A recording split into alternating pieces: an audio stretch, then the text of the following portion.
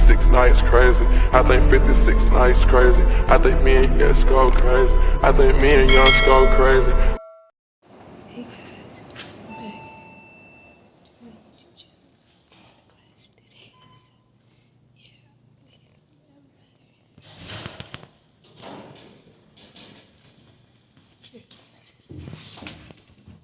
And on the third floor.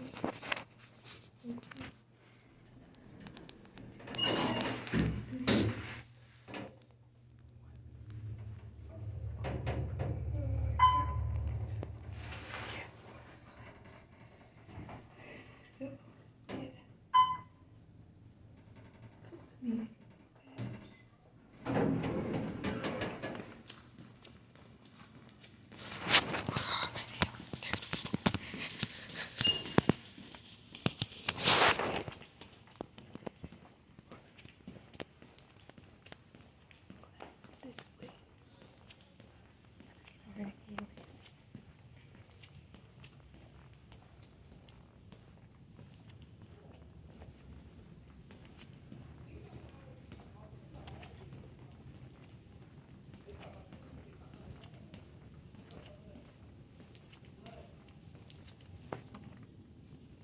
Language.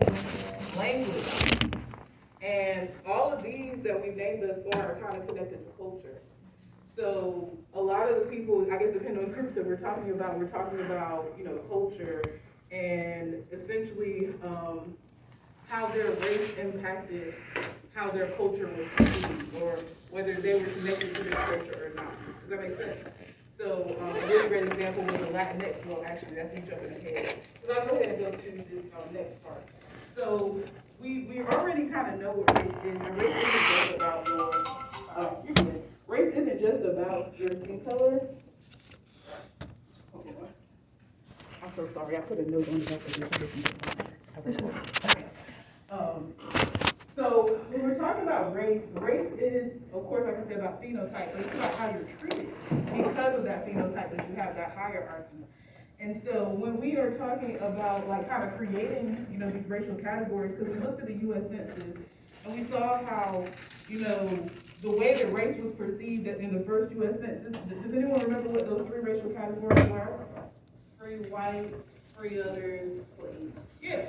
And so racial formation theory is actually the theory that helps us to explain how these racial categories are created. So racial formation theory comes from two sociologists by the name of Omi and Wyman.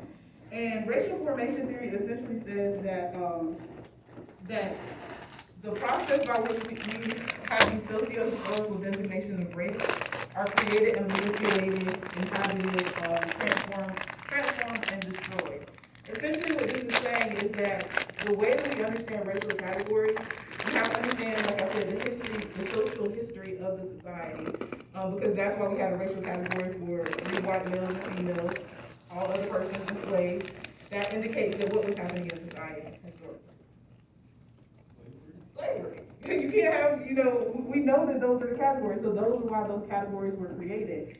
And so the really interesting thing about race, outside of it really doesn't make any sense, it's a lot of hypocrisy, is that, we have white people at the top, black people at the bottom. I can't remember if I said this, but the only real kind of rule is that if you are white, you are not black. That's kind of the only rule. And whiteness, we'll talk more about what whiteness means, but the white racial category is one that can be manipulated because everybody that is considered white in our society today has not always been considered white when they came into the society. So racial formation theory helps us understand how different groups of people, when they came in, how they, essentially got the white category, or how they were absorbed into the white category. And so the example that I'm going to use is, the best example is immigrants. Because as immigrants come into the society, we find that there are particular ways that they end up being talked about. And so all Europeans that came into the United States were not considered white. So I'm going to tell you a little bit about kind of the history of shaping people into this, or coercing, transforming people into this white category. So let me see, let me make sure.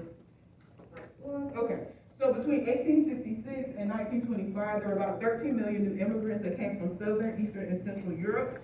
Up until that point, the people that were considered white in the U.S. Generally hailed from England, the Netherlands, Germany, and Scandinavian countries. New immigrants, until they were fully brought into the white family, lived in a state of in-betweenness, meaning they were placed in a racial hierarchy under white people in the U.S., but above Black and Indigenous people. So that's what I say about, like, you get put into the racial hierarchy, and where you sit kind of depends on some of this other stuff I'm about to talk about. So when these new immigrants came in, a lot of what the rhetoric that we would hear about these immigrants, and I'm specifically talking about the Irish right now, is that when the Irish would come in, people would say that, oh, the Irish, they're bringing their, weird religious practices. They're bringing their inferior biology. They're not paying taxes. They're not, getting jobs. They are just trying to take advantage of our system. Have you ever heard rhetoric like that about immigrants? It's recycled. You're going to hear that same rhetoric every time a new immigrant group comes in, because what it is when these new immigrant groups come in, I don't even want to call it a choice, but they are socialized into our racial hierarchy. And so when they come into society and they see how people are treated, according to their race, then they kind of have to make a decision on whether they're going to try to blend into the race that is getting the most resources, or the one that they see is being treated the worst. Who do you think and I'll say who do you think when we know, but who do you think the Irish essentially ended up assimilating into as far as race? What racial group did the Irish assimilate into? White. Yeah, we know them as white now. Same thing with Italians. Those are the only ones I can kind of think of off the top of my head. But part of becoming white means that you're giving up parts of your culture.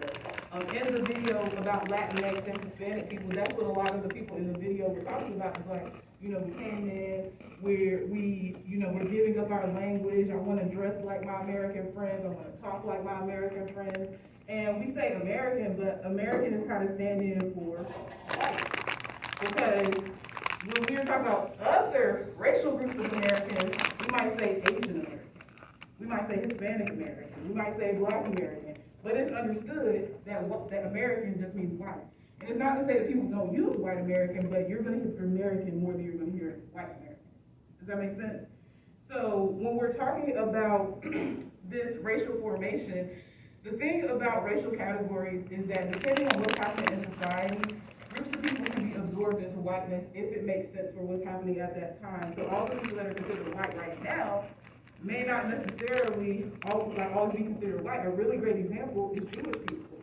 Because under the racial hierarchy, Jewish people are also marginalized, but if they're assimilated into whiteness, then they're a little bit more accepted. Does that make sense? Like, you'll still be Jewish, but you still might be a little bit more accepted. You're not really white, but you're not Black, which is the most important thing. You're not Black. And even though we have Black Jews, because people confuse. But, oh, and actually, let me go ahead and hand these out for you. So I'm about to hand you out these worksheets. I would say do not start these until you start watching our video, unless you were 100% sure that you can answer these questions accurately, which I think you're going to need some information for some of them.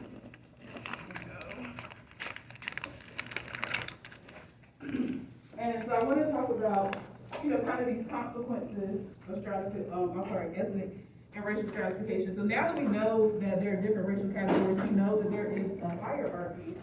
I want to talk a little bit about what the consequences of that end up being. And I'm pretty sure all these that we're talking about are kind of like unsurprising to you. I know that you've heard of them. So I want to talk a little bit about these two, I'll call them theories. The salad bowl theory, and probably the more well-known one as the melting pot. Have you ever heard of the melting pot? I've heard of a restaurant called the Melting Pot. Oh yeah, I've been there. It's pretty good. But the melting pot is probably the one that is most recognized. The melting pot is essentially saying that the United States is a melting pot, and we have all these different cultures. We are homogenized into one kind of dominant culture. And what this is a synonym, or rather a metaphor, for assimilation. And what does it mean when we're talking about assimilation? If we are assimilating into something, what does that mean, and why am I talking about it right now with race? Go ahead, Laura. It basically means to fit into the culture and norms of the dominant group. And then we're talking about it as in terms of different racial and ethnic groups, because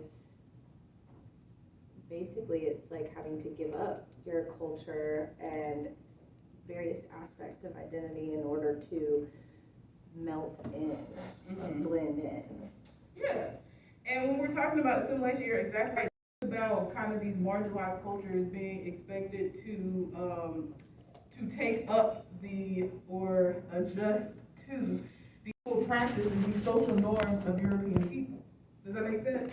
So even think about being in school for however long that you've been here, and just think about how often your culture has been represented in the curriculum that you've been given. Does that make sense?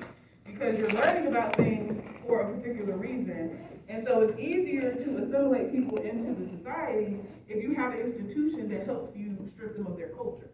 So if you come into a school and they tell you that the language you have to learn is English, you can't speak your language, we're not going to bring people in here that speak your language, so you need to adjust to this, then you're already kind of creating a disadvantage for those students that English isn't their first language. Does that make sense? So part of the purpose of school, as a socialization tool, is to socialize you into the racial order of our society. That's why you learn the things that you learn, how you actually learn it. All right. And all right, and now my favorite thing to talk about. But more interesting thing to talk about is racism.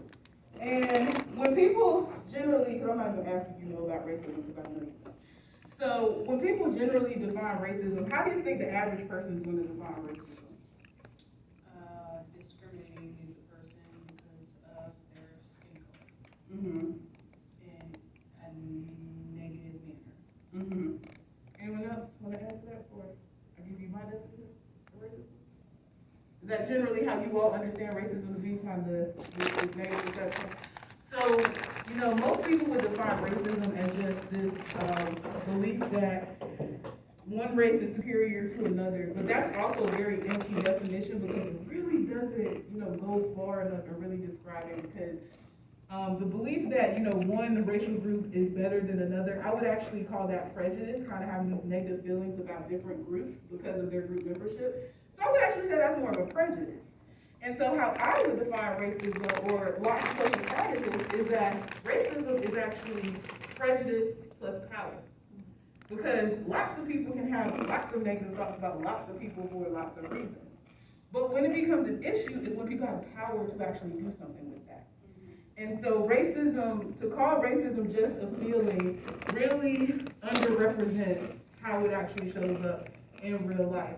And also that it doesn't necessarily, you don't have to explicitly say that I don't like these people for something to be racist. And so I'll give you 3 examples of racism.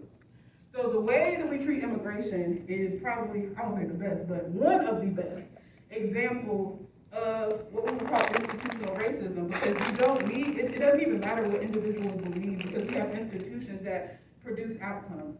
And so we have outcomes that are produced from institutions like the immigration system that affect particular groups of people and not others. That's racist. And it doesn't matter how the people that are a part of that feel, because the outcome is what matters. It doesn't matter what the intention is, though the intention in this is racist. And so when we're talking about people being deported from the United States, what region or regions are a lot of these countries in? South America? Where else? Central America. South America, Central America. That's what I meant. Yeah. Central America. So South America, Central America. Do we ever hear about European immigrants being deported? And you probably won't, because European immigrants are not the ones that are generally deported. They tend to be from Central America, Latin America, the Caribbean, South America, Southeast Asia, African countries. And what we would call those on a global scale is the global South. So whenever you hear people talk about the West, that would be like Europe, the United States, Canada, those sorts of countries. But the global South are the immigrants. I realized I didn't read between the lines, oh, and I ain't blind, had to open up my eyes to see it all.